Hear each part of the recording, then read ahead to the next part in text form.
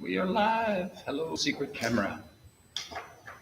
All right, guys, before we start, let me just say I have taken a lot of time trying to revamp some of these concepts to make it more applicable, less is more, trying to simplify so that we can apply, simplify to apply.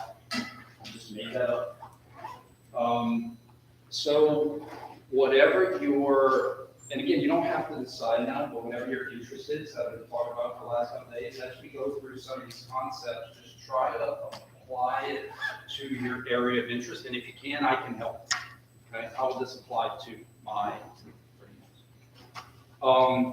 So in biomechanics, once again, application of mechanical principles to biological systems, I want to make sure we separate the bio from the mechanics.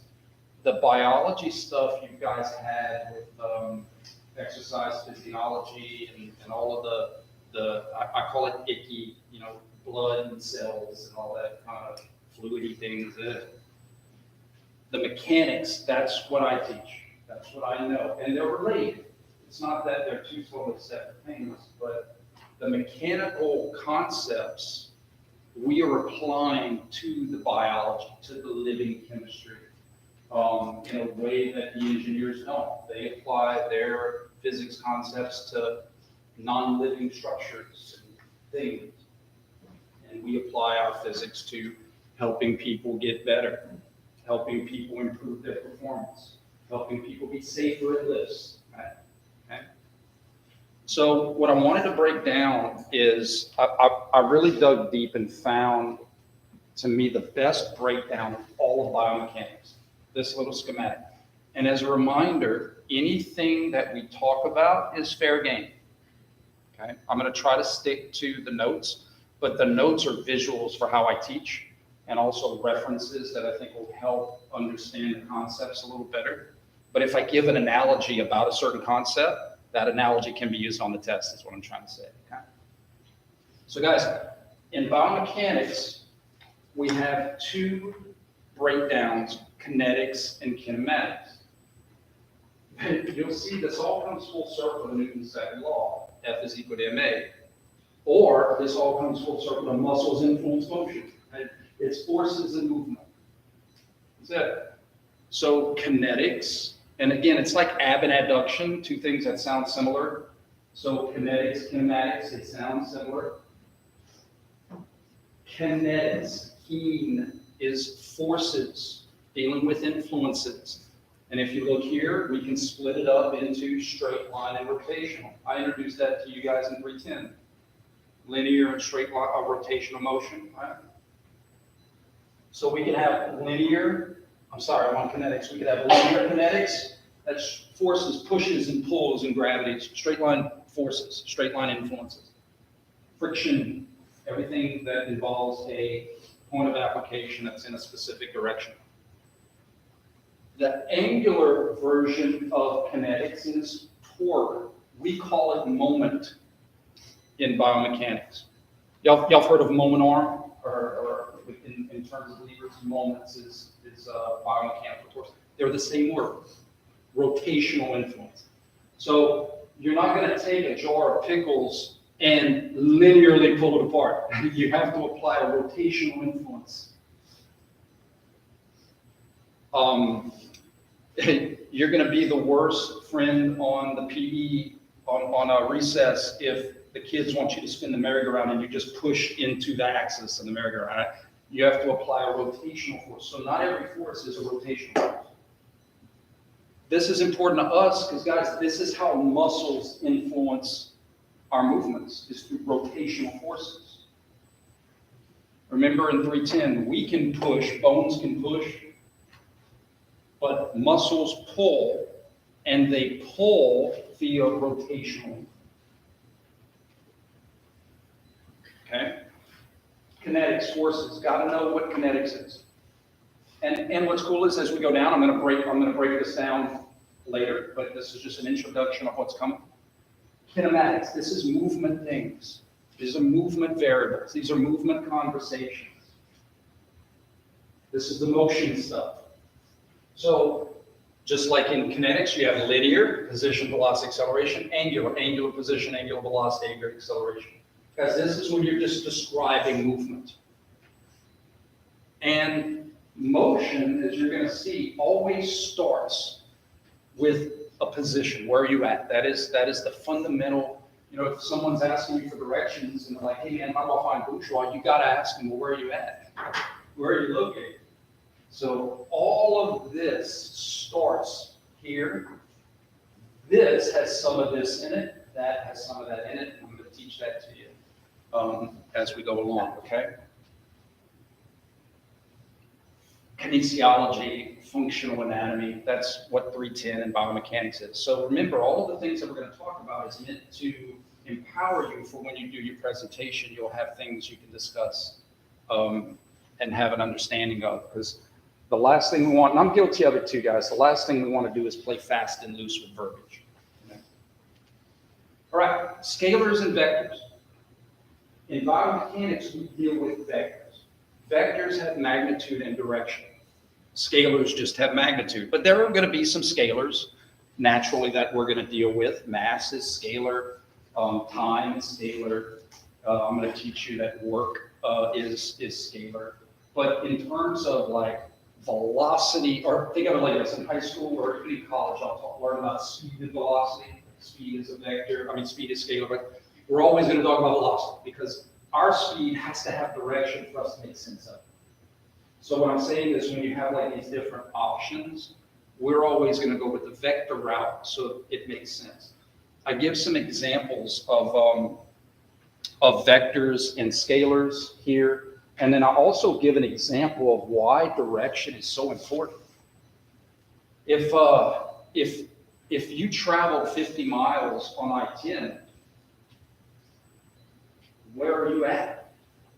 You know, in other words, just a magnitude by itself isn't as powerful as a magnitude in a direction. I traveled 50 miles east. Well, now I know where I'm at. If I started in Lafayette, I traveled 50 miles west. That direction matters. Right? Direction matters.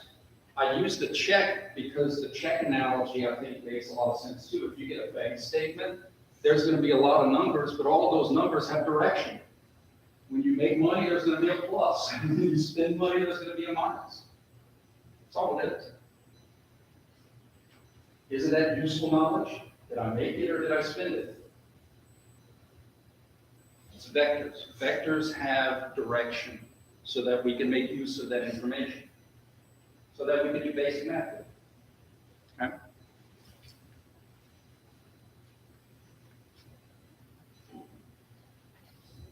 All right. I think this is really cool. Remember how I said I'm never going to ask you to solve for X. We're never going to solve equations. But what I am going to ask you to do is understand equations. And all equations are relationships between different variables. Okay? So I tried to break it down in a simple way that I remembered from Auburn. Okay? So here we have an example of an equation. X is equal to y times z. And that is a relationship. Then I give some numbers. But what we know from common sense is if 20 has to equal 20, because the stuff on the left has to equal the stuff on the right, they have to be equivalent. I can't have positive 20 equal negative 20. Right? Positive 20 has to equal positive 20. Negative 20 has to equal negative 20. So when things are on opposite sides of an equal sign, they're what we call directly proportional. If one goes up, the other side's got to go up. If I increase one, I got to increase the other. So if X goes up to 40, that means something on the right's got to increase to make 40 equal 40. So when we start to look at equations like momentum and Newton's second law and velocity and these things that have equal signs, just keep it simple, like they're directly proportional. If that goes up, that's got to go up. If that goes down, that got to go down. Variables on the same side of the equal sign are inversely proportional. All that means is that If x is equal to 20 and y is 4 and z is 5, that makes sense because 4 times 5 is 20, 20 equal to 20, no problem. But if the x variable goes up, I'll give you an example. F is equal to ma. Force is directly proportional to an object's mass and its acceleration, its change in velocity. If the mass, if you're trying to push a car with all your might, and let's say your absolute best effort is 150 pounds of force, can't go anymore. If the mass of the car goes down, everybody gets out of the car, then the acceleration of the car is going to go up because your 150 pounds of force is going to be able to speed the car up. Does that make sense? They're inversely proportional. And that's going to kind of cancel each other out so that 20 can still equal to 20. On the same side of an equal sign, if one goes up, the other has to go down to keep it balanced. So as we go over these equations, don't freak out about trying to solve for a moment of itself, but just it's to understand how you can influence things by moving different parts. That's really applicable. Guys, you do this all the time. If an athlete or someone you're working with, personal training, is struggling with a weight, what do? Drop the weight. I guess that's okay. I'm going to lower this so that their effort can make that go up and be more efficient in their movement. This goes down so that this could go up for their given strength. Okay? Proportionality is important. All right, let's start off with forces, kinetic variables, force and moment. Force, linear kinetic. Remember in 310, we have external forces to our bodies, things outside of our skin. Gravity from planet Earth, friction. Normal force is really just the direct push of things. That's all that is, it's the component of push. We will never talk about spring force, but by God, spring sounds great at this time. Come on, spring and summer. Friction forces.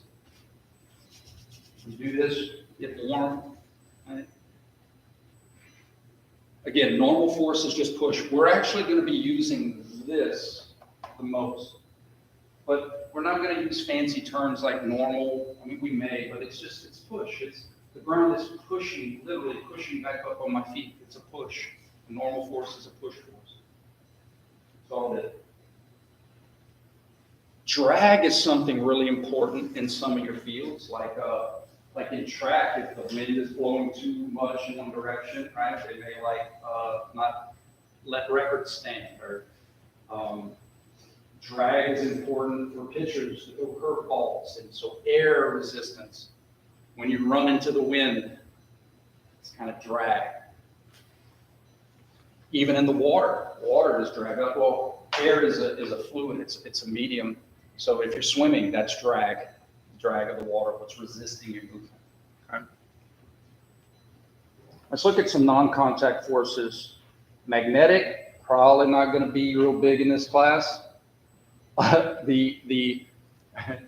There's 4 natural forces in the human world. We have electromagnetism, we have gravity, and we have the strong and the weak nuclear force. Guess what? Strong and weak nuclear force does not apply to this class. Strong is nuclear explosion or the sun fusion. Weak nuclear is like a radiation, like slow radiation. We're not going to use that in this class. Electromagnetism, probably not going to use this in class, but we will use the heck out of some gravity. Okay? We will use some heck out of some gravity. Gravitational energies. All right, this is the one I think most students had trouble with in the past, so I'm trying to simplify it. The angular version of force is torque or moment. Okay? So what I tried to show is kind of a demonstration of how a muscle Now, a muscle, in terms of its pull, is linear, but a muscle pulling relative to an axis makes it rotation. So what I mean by that is if I push on the door, my push is linear, but how far away I push from the hinge makes it a rotational force. It makes it easier to open the door when I push far away, and it's harder to open the door when I push closer to. My push is linear, but when I add that perpendicular distance from my push application to the axis of rotation, it can make it harder or easier. Or it could be none at all if I'm pushing into the axis. It's not trying to open the door at all. There is no moment. There is no time. So muscle force is linear, but it pulling on a bone that is a certain distance from the axis is what makes it rotation. Okay?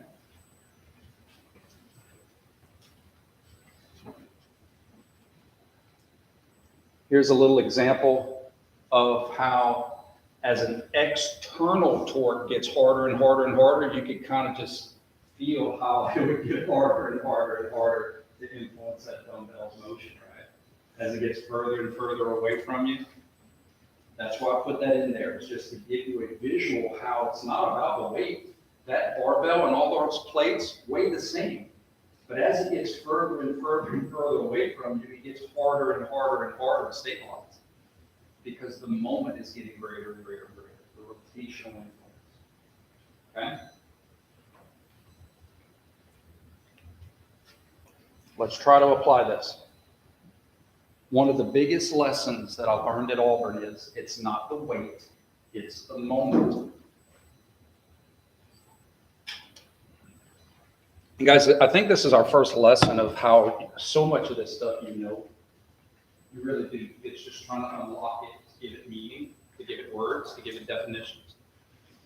You know darn well that if you had any kind of dumbbell, like in the exercise in the top left, as you bring it up, it's going to get harder and harder and harder and harder as you bring it up.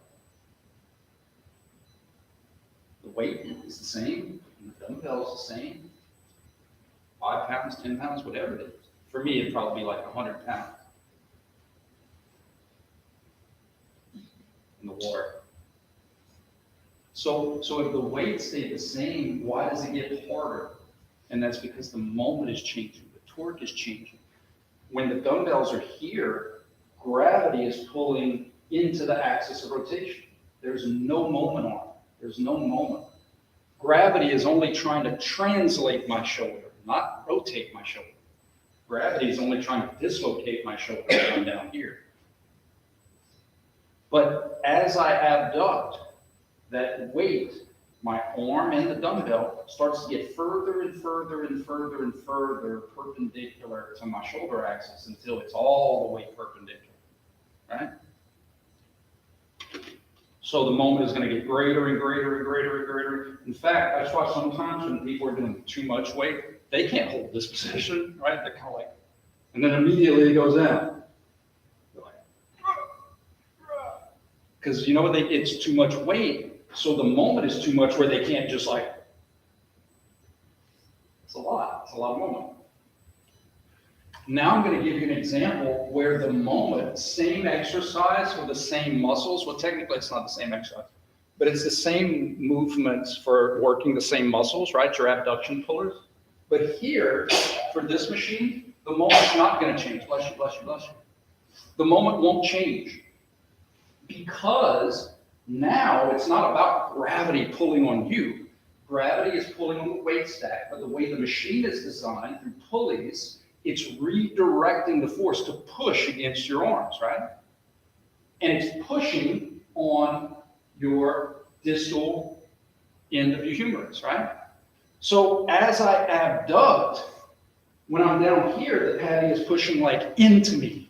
But as I abduct, it's going to redirect its push and stay perpendicular. Now it's pushing down. Now it's pushing in. You see how the push changes as my movement changes so that it stays more, or it stays perpendicular. The moment stays the same. So the weight stays the same and the moment stays the same.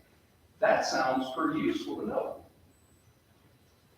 Because when I'm working out and in a range of motion, if I'm not really working my muscles down here, and as I move, I'm working them more and more and more and more and more and more, that could create some discrepancy. Now, what I'm not saying is no one should ever do dumbbells. I'm not saying that at all. I'm saying that as educated senior level KNES students, we have to learn the pros and cons of each exercise, because what we apply to people may change based on their condition, based on their medical condition, based on their beginner, advanced, and based off of what you have. One of the positives, and I'll put this at the bottom, one of the positives about free weights and dumbbells, they're cheap, they're resourceful, you could use them for all kinds of things, but they're limited in moment. One of the great things about machines, consistent moment through a range of motion, but they're expensive and they take up a lot of space. Can't take them with you. Pros and cons. Pros and cons. Let's take a look at another example of changing moments and consistent moments. So if someone was doing some, I love this word, leg extension exercises, and they had an ankle cuff weight. Remember in 310, we always establish what's the weight trying to do to you. Well, when my leg is just hanging here at a 90-degree angle, that weight's not trying to do anything to me in terms of motion. In fact, gravity is just trying to dislocate my knee. It's not trying to flex me or extend me. My muscles are at rest here. As I extend, it's going to get harder and harder and harder and harder and harder. Why? Because the force from gravity is going to get further and further and further and further perpendicular to my knee. So in other words, the weight is the same, but the moment is going to be greater and greater and greater and greater. But if I was on a machine, in this position, the machine could actually be trying to flex my knee. Does that make sense? The pad is trying to flex my knee, so guess what? I'm going to be activating my knee extensors in that position, unlike when I was doing a cuff exercise. So I'm going to have a more consistent moment. So therefore, the external force is going to be acting through the entire range of motion more consistently. That is good when you want consistent external force. More consistent external force, more consistent internal muscle. Make sense? What's the trade-offs? Well, the one on the left is cheap, flexible. You can put it in a bag, take it with you on the road, do your exercises at home, you exercise on the road. The one on the right is super expensive, takes up a lot of space.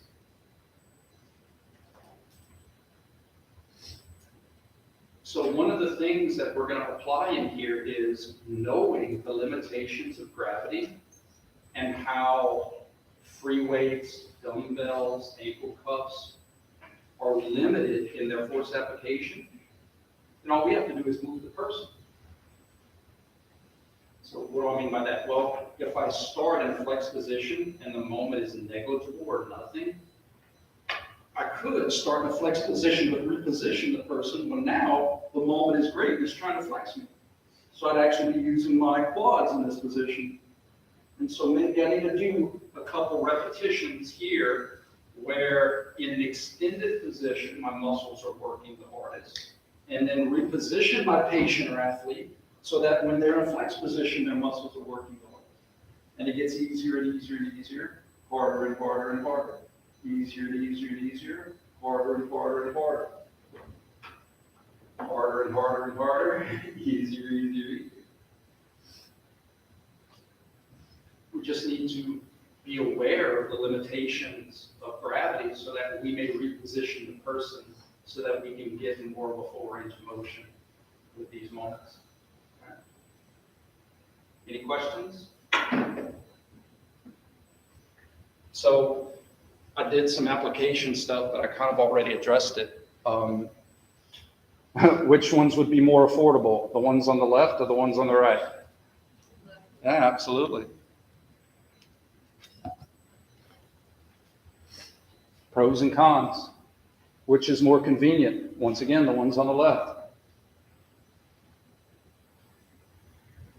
Which is more or less likely to cheat? The ones on the right. Well, it's a lot easier to cheat when you're doing fruit. Think about it, guys. I've ever seen the videos of people curling? It's a lot easier to cheat when you don't have the machine to kind of restrict, say, hey, I only want you to move your knees. That makes sense? So it's just pros and cons.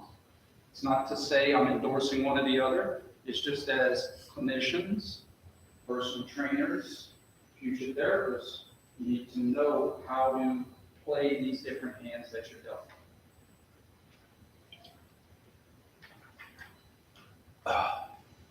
All right, I have this class example.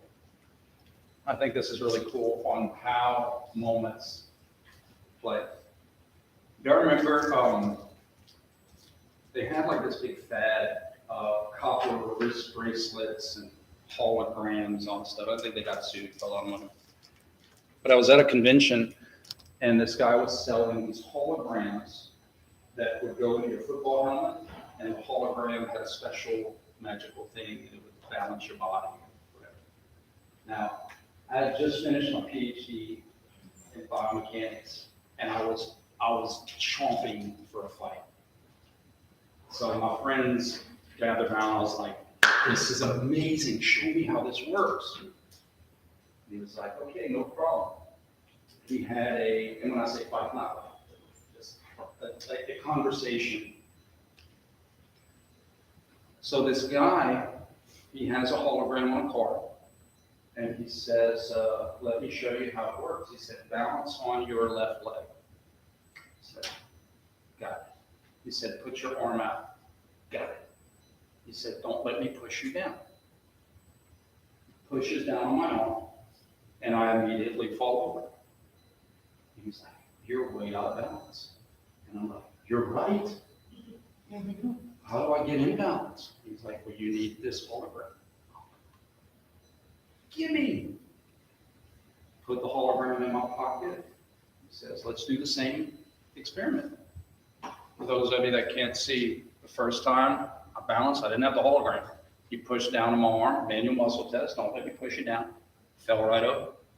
Next time with the hologram in my pocket, he pushes down and he's pushing hard and I'm not going anywhere. And I'm like, "Oh my God." It's incredible. Both instances, he pushed down. But the first time, he pushed down and to your left. He literally pulled me down. He pulled me across. He pulled me out of balance. The next time he pushed, when he wanted me to be strong, he pushed down and in. So the force was literally passing through the axis of rotation of my foot. Felt strong as an ox. And he was like, "What did you think?" I was like, "You know what I think? Let me illustrate it." My friends were embarrassed. But guys, this is important. We have, and snake oil salesmen aside, we have biases. We don't even realize we do it. And so sometimes with manual tests, we could have bias sometimes when we want them to be stronger, we want them to be weaker. I had a therapy friend of mine do this one time. I don't know if they meant to or not, but I'm going to tell you what they did. They're doing a manual muscle test on me, and they put all 4 fingers on the outside of my arm. When they wanted me to be weak, they applied pressure with these 2 fingers. No, when they wanted me to be strong, they applied more pressure to these 2 fingers. When they wanted me to be weak, they applied more pressure on the outside fingers. So think about it. The outside fingers are further away from my shoulder, so that's going to be more torque. That's going to be more moment for me to resist. When they wanted me to be strong, the pressure was closer to my shoulder axis. Just saying, be aware. It's an example. It's not the force. It's the torque. It's the moment. It's the rotational influence. Okay?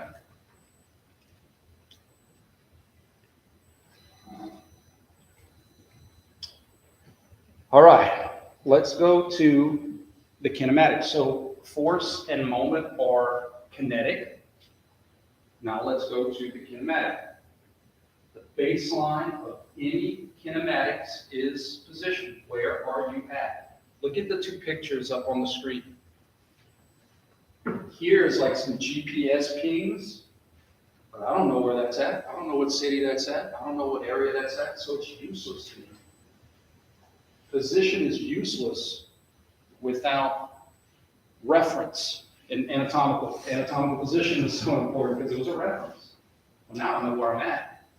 So with more information, oh, okay, I see where my ping is. And that's what the Cartesian plane and positive x and negative x, and that's all that stuff is. It's just to give us a reference so that a where are you at has meaning. Make sense? Or here's another way to look at it. You know, a coordination like a latitude doesn't have meaning unless you get a longitude with it. You know, you gotta intersect those two pieces so that you know where you're at. Because if all you did was give one, you could be anywhere around the world. You got to intersect those places to know where you're at. Angular-wise, guys, so that's linear. Where are you at? Like Lafayette, California, where is your athlete at? Guys, this may matter when you're talking about describing motion. Be closer to the line, or have the ball further away from you. Or when, in terms of occupational mechanics, bring the bag of sand closer to your body. That's all position, linear position, right? Angular world, that's joint position. In 310, like flexed, extended. And in terms of a specific position, from anatomical, I'm flexed 5 degrees, 10 degrees, 20 degrees. Athlete has so many degrees of external rotation, internal rotation. That's angular position. Where is your joint at? Relative to a fixed point that we call anatomy. Make sense? Angular position. We use goniometers to test that, but we could also use the eyeball test. We did it in 310 a ton, right? What's the position of the knee? What's the position of the hip? I have to have goniometers for that. Where are you at relative? The symbol delta is a change. I'm just introducing you to this because when we get into formulas, you're going to see like delta V or delta P and all that is. That's a shortcut to say final versus minus initial. That's all it is. In 310, we did this a lot. Where were you at? Where did you come from? Remember like before and after pictures? Remember we did the before and after pictures? That's all it is. Delta is just where are you at? Where did you go? So how did you have to move? How did you have to change it? Right. So you have a concept of position. Change in position is displacement. The scalar version is distance, but remember, in biomechanics, we don't like to play with scalars. We like to play with vectors so that we can do some applicable math for you. Balance checkbook. Okay. Change in position is displacement. So, in layman's terms, if someone is doing a bench press, their change in position is the displacement of the barbell. Right?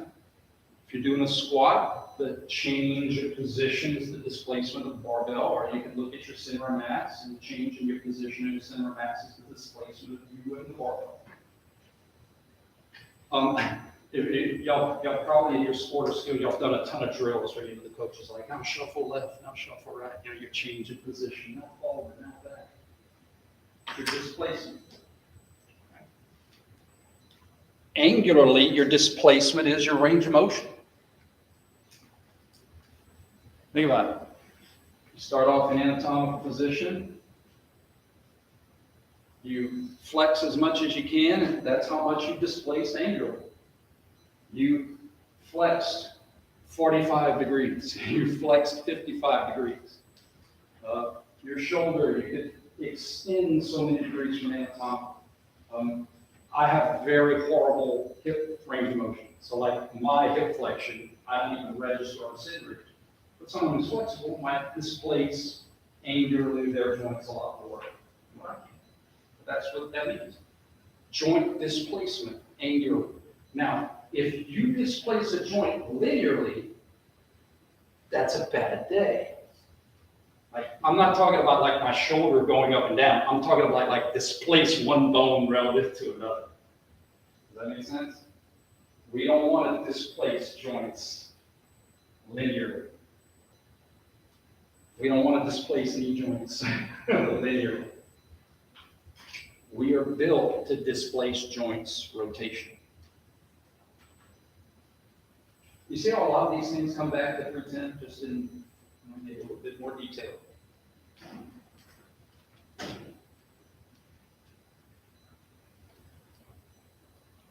So look, delta P, that's what displacement is, change in position in a specific direction.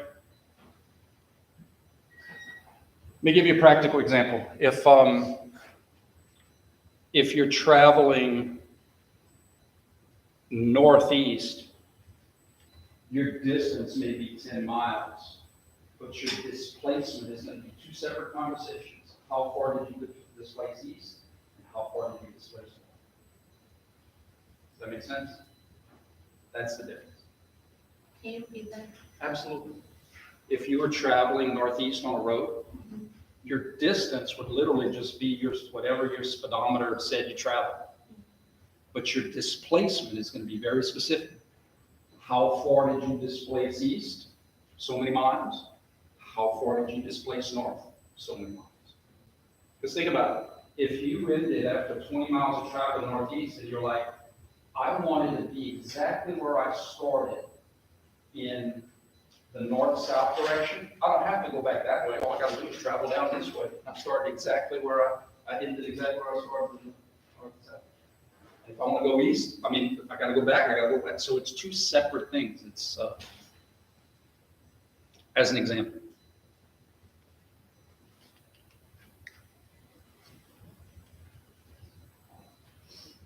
Here's another way to look at it because it's cold. If all I did was travel east around the world, I'm going to stay the same temperature. But if I keep drifting north, it's going to get colder and colder and colder and colder. Okay, direction matters. I'm gonna use an analogy that I have listed later, but I think it's very applicable. Displacement by itself, although super useful, like if someone runs a marathon, like, holy cow, I don't care how long it took you, that's incredible. You finished a marathon. But if we were gonna run a 40-yard dash, displacement doesn't really mean a lot to us.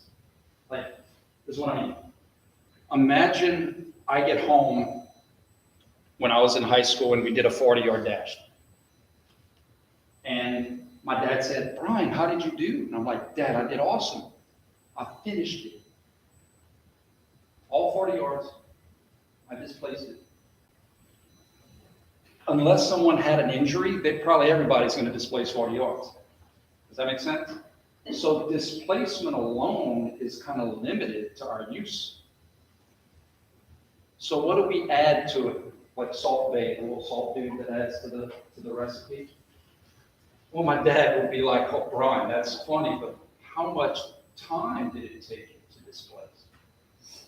Oh, dang, man, I was hoping we wouldn't ask that. It took me a lot of time. So displacement alone is very limited in the conversation. When we add the element of time to it, that's what makes speed and velocity. Speed, direction doesn't matter. Velocity, direction matters.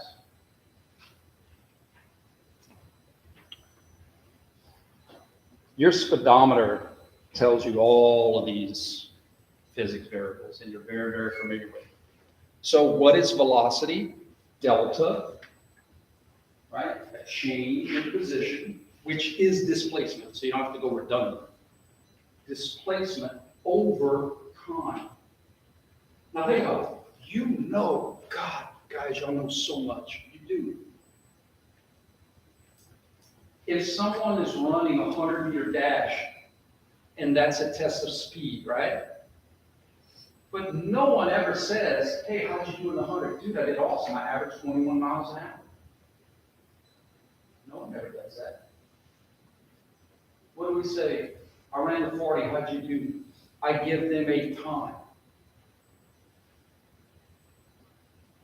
So is the 40-yard dash a test of time? No, it's a test of speed. But we understand physics a lot more than we give ourselves credit for. Everybody is displacing the same. The displacement is a constant. And so we understand that smaller numbers on the denominator, when we put in the numbers and we turn the crank, are going to give us bigger numbers of speed. We know that. We don't give ourselves credit for that, but we know that. Time is on the denominator. So the smaller the denominator, the bigger the overall product is going to be. Yes? So that's what velocity is, displacement over time. Why is velocity more important than speed? Well, I used to use a Reggie Bush analogy, but he's been out of the league for a long time. Reggie Bush would get the ball and run dang 50 yards back and forth, but he only get credit for what athletic, right? His average speed might be 21 miles an hour, but his average speed in the direction he's supposed to go wasn't very much. Useful speed is velocity.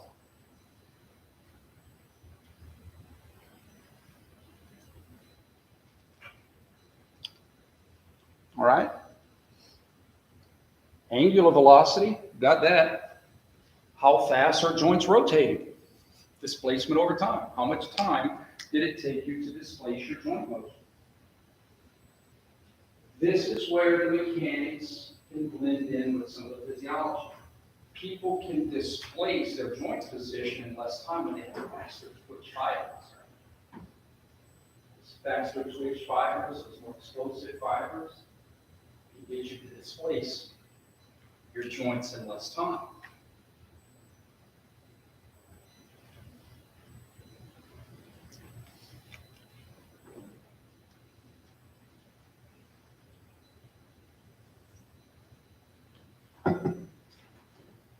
What speeds up must slow down, though.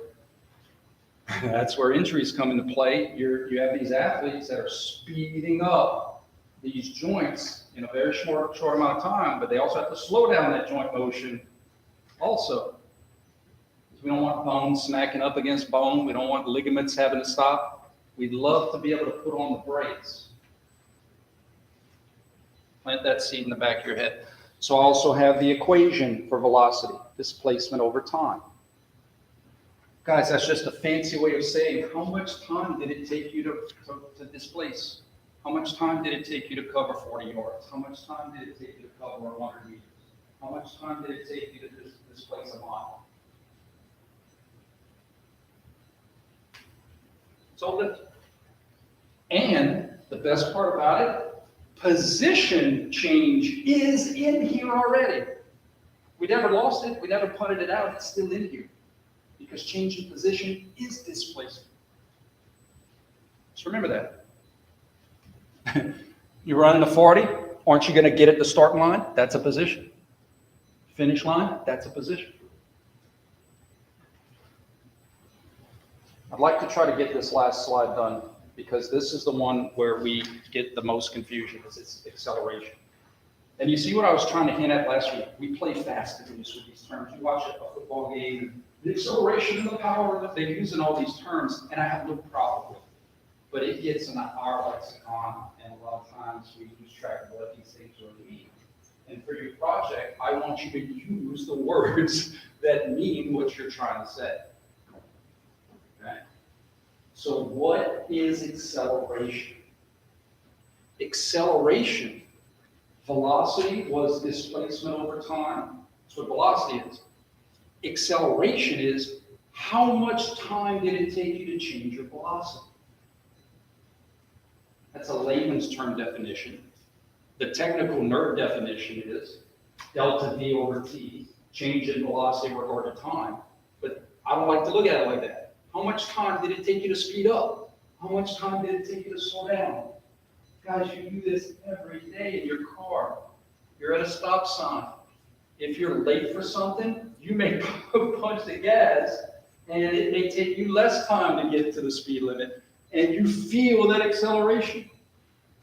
Or that dang light always changes yellow right when you approach it. And then you got the decision to make. Do you speed up or do you slow down? So exactly, you speed up. Acceleration is change in velocity. When your needle on your speedometer moves, it takes time. Nothing changes in no time. That's called magic. Everything takes time to change. So acceleration is how much time did it take you to change your speed or velocity? In our world, it's going to be velocity. Guys, car dealers do this all the time. When they're bragging about the horsepower of a car, they're bragging about acceleration. But we don't really know these terms, so they'll use things like 0 to 60 in 4.2 seconds. Change in velocity in regard to time. How much time will it take you? And you know, if I had two cars, and one car dealer says 0 to 60 in 4.2, and the other says 0 to 60 in 3.2, you know darn well which one has a greater acceleration.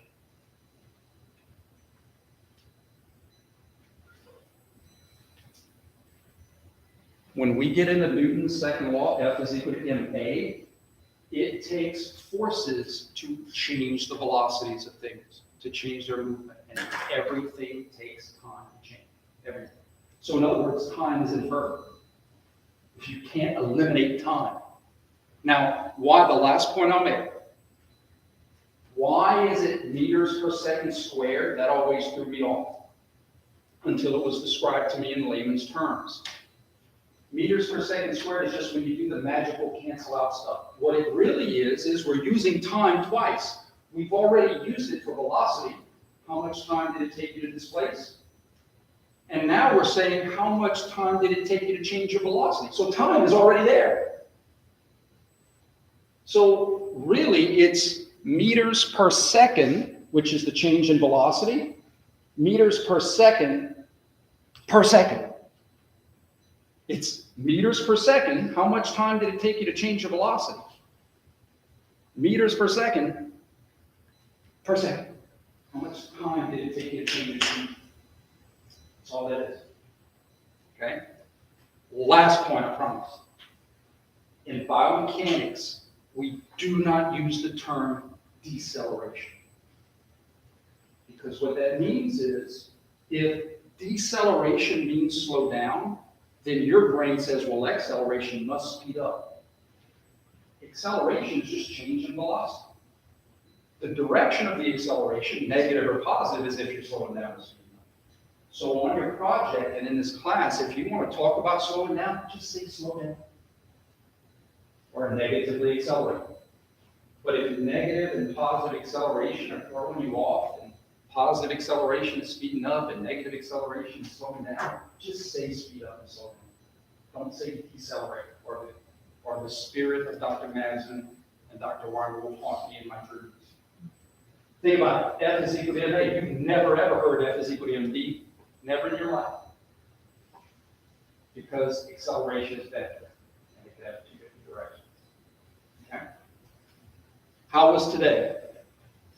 Okay? All right. Y'all have a good day. We'll see you Friday. Just a minute.